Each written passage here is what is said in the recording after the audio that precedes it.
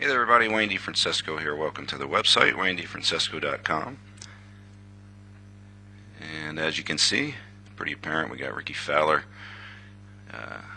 side by side. We got 2010, and we got 4 years later.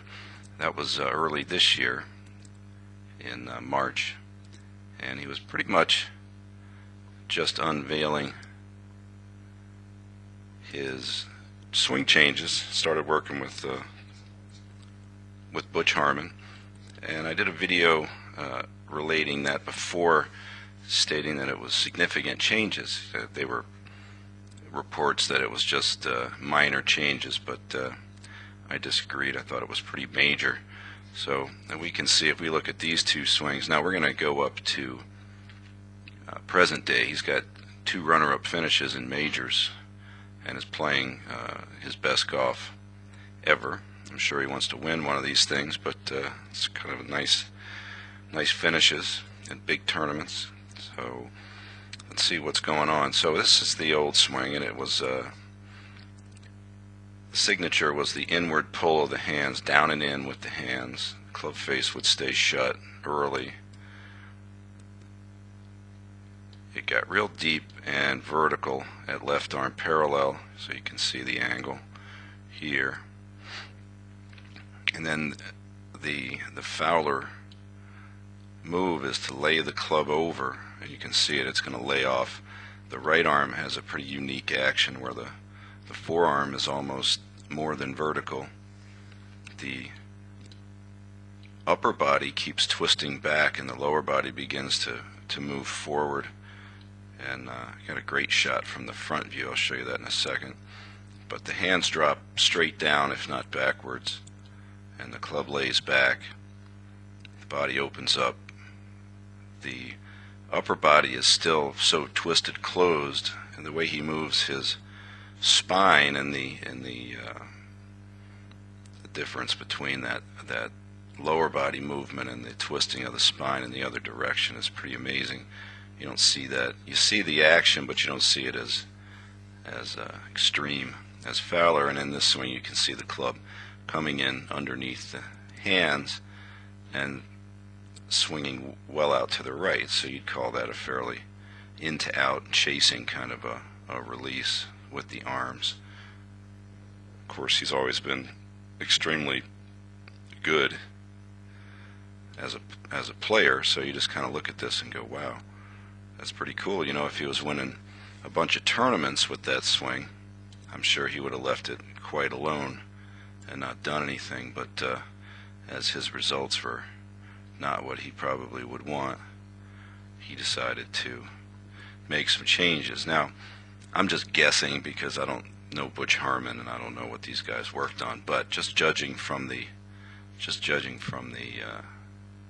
this swing, yeah, I think this is Torrey Pines.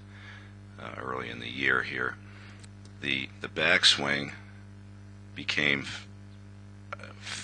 fairly conventional, meaning that we don't have a lot of push down with the hands. Club flows straight back. The camera angles are a tiny bit different here. Obviously, the one on the left is the camera's pretty high up, but you can see that club is going back entirely differently. Club, the toe is up, the hands are way less inward, so the left arm is much more in front of the body, and this is classic Harmon.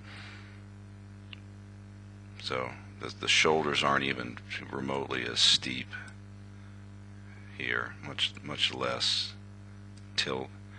The shaft is pointed right at the ball, so you can see where this one is. I mean, these are huge changes in a golf swing. So as the club moves up, he doesn't have to lay it over and kick it back as much, but his move is to pull the hands down. Now, from a conventional approach up there where the club is moving in this direction, when he pulls this down, the club actually steepens slightly, and here it's already kicking back. So one of the advantages that the old swing had was it moved the club from steep to flat early. Now sometimes it may not have been able to steepen back up, so it swings out to the right quite a bit. But my concern with the new one was going steeper early in the swing. So his results, you can see that club is stuck a little bit too. So his results early in the year, and as the release is less out to the right, but it's still kind of straight out. And you can see the hips kind of wait for the arms to get around far enough to keep going. So there's a little hip stall in there too. Alright, so that's kind of the old versus the brand new. Now let's look at the brand new and compare it to the newer new. So this is the British Open. So this is very interesting, because what you're going to see here is how the player modifies the changes to suit the feel that he has. And I think this is an improvement for sure, based on the difference between the old swing. So this was probably a little bit too radical of a change. So let's watch the new one. If you watch the takeaway, you can see the push down comes back and the club stays a bit more outside the hands, although it's probably more open. Can't see it, but it's probably more open here than it was before. But the big thing is that once he pushes it down, he doesn't drag it way in, so it's still in front of him here, and the shaft is still way more pointed over toward the ball. But as it gets up to the top, it's going to lay back,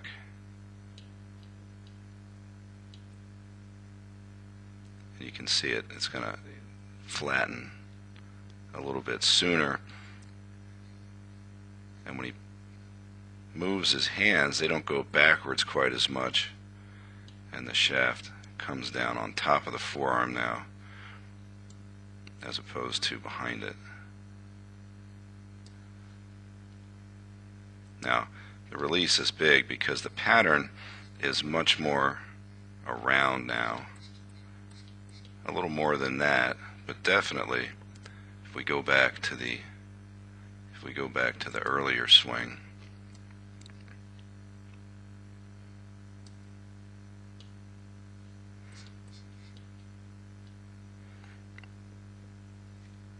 you can see it's a big difference in the way that right arm looks.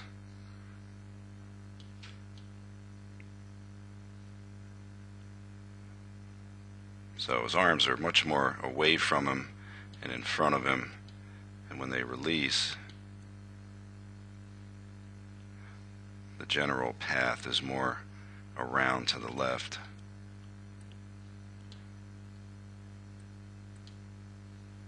You can see the exit of the club differently there. Definitely more out of the underside of the shoulder here, top side here. These camera angles are actually pretty similar, so this is a good comparison. So you can kind of see elements of both of the old swing and the new swing. So I'd say the main things are the hands being more in front of the chest at left arm parallel for sure. The shaft being tilted way more out at the ball. That's a big difference.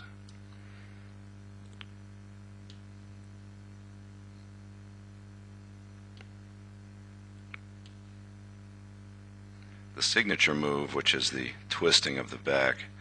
Oh, I meant to let me show you. This is one of the great camera shots of any swing that I have. A couple of interesting things. Look at the softness in the arms. Now when people start taking their arms and tying them up, locking the elbows and creating a triangle, I would just say, if you look at Hogan and if you look at Fowler's setup here, I'm all over this. I love this look. Look at that. That's what I would call home plate. as opposed to having the arms real tight. So when he goes back, if you watch, there's room for a tiny little squeeze, but that right arm has plenty of space there. So he gets a large amount of trunk turn there. Now this is awesome. Watch. So what I'm talking about here is if you watch, the spine is curved and bent here around like this. And when he starts forward, it keeps twisting back this way. So you see the right shoulder move this way as the hips are moving that way. Look at the amount of torque in there, the differential in that lower body movement. So he is, you talk about lengthening muscles here. So these guys all in here are just being stretched like crazy.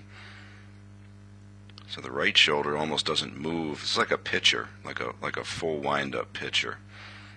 Like you see the big high wind-up, and when the leg kicks and sets down, the upper body stays twisted back. So he's got that thin body, but he's strong, so he creates a tremendous amount of torque here.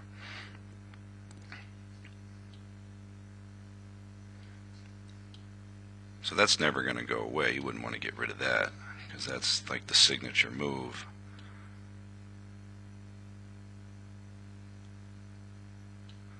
So what he's got going now, he's got that club really coming down in front of him on a nice plane there. You can see that. He's got his hands coming out.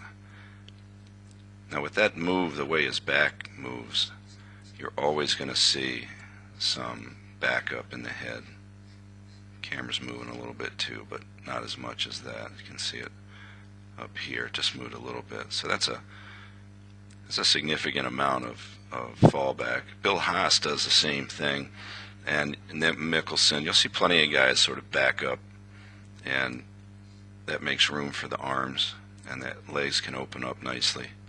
But he certainly does that very well. So again, I think he just sort of modified the backswing, but retained the general idea of having the shape more in front here, and then more, even though the club is dropping, hands are dropping, found a way to keep the shaft more up, probably just by thinking about releasing it around to the left a little bit more. A lot of that's, he's able to do that by having the face a little bit more open also.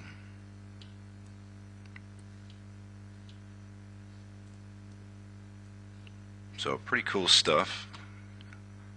He had some great finishes as of late, and we like to think he's important for the game. A lot of the young people really like watching him play. I like the way he's modified his dress to look a little more conventional. Not that I'm a stick in the mud, but I think he'd like to let his game speak for itself a little bit more, but certainly it looks like he's doing that.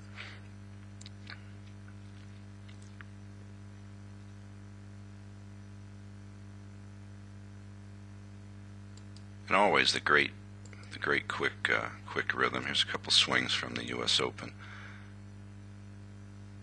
So again, we can see the hands push down and in a little bit, but the club stay in front. The toe come up a little more, shaft looking more at the ball, laying off a little bit, dropping, and still maybe steepening just a little bit, but from there, just because of the combination of things that he does with his lower body and upper body, he is able to keep that shaft above the forearm, and you can see the release there is definitely, for him, way more to the left than previously. Alright, that's a little bit of a look at Rickie Fowler. Hope you enjoyed it.